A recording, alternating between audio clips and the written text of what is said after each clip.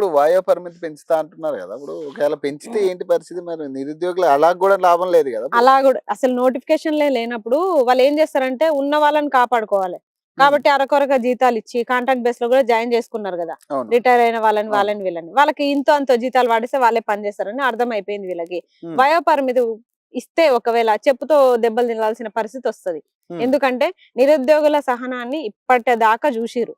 ఇగ ఆగరెవ్వరు గూడా. ఎందుకంటే ఈ రోజు దాకా గూడా ఒక నమ్మకం.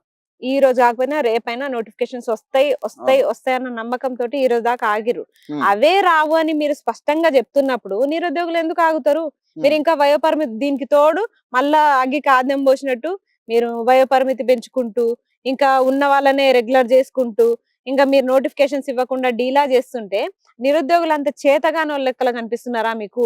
ప్రభుత్వాన్ని మార్చేసిన నిరుద్యోగుల పైన మీకంత అసహనం ఏంది నాకర్థం గాదు.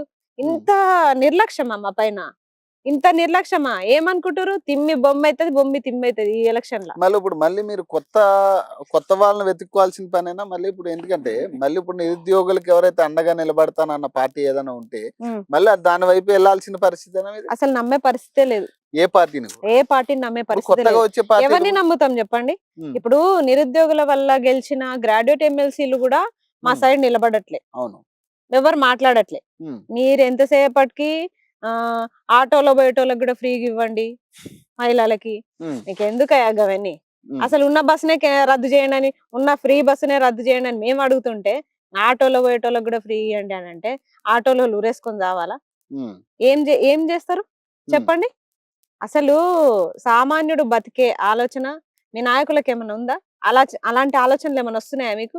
ఏం రావట్లే. ఎంతసేపటికి ఏదో ఒక టాపిక్ పట్టుకోవడం, గయ్య గయ్య గయ్య అరవడం. అంటే నిరుద్యోగులు ఆ చర్చల్లో లేరా అసలు?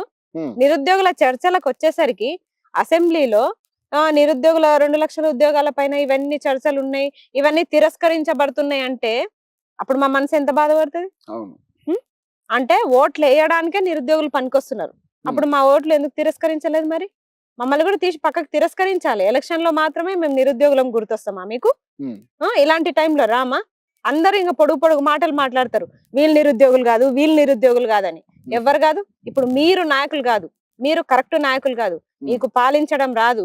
మీకు తెలీదు. మీకు అవగాహన లేదసలు. మీకు ఏ అవగాహన లేదు. దేనిపైన చిత్తశుద్ధి లేదు. హ్మ్. అది నేననడం గాదు. మీ నోటి నుంచి నిన్న అసెంబ్లీలో మొత్తం విడుదలైన వెలువడిన మాటలే సాక్ష్యం ఇందుకు.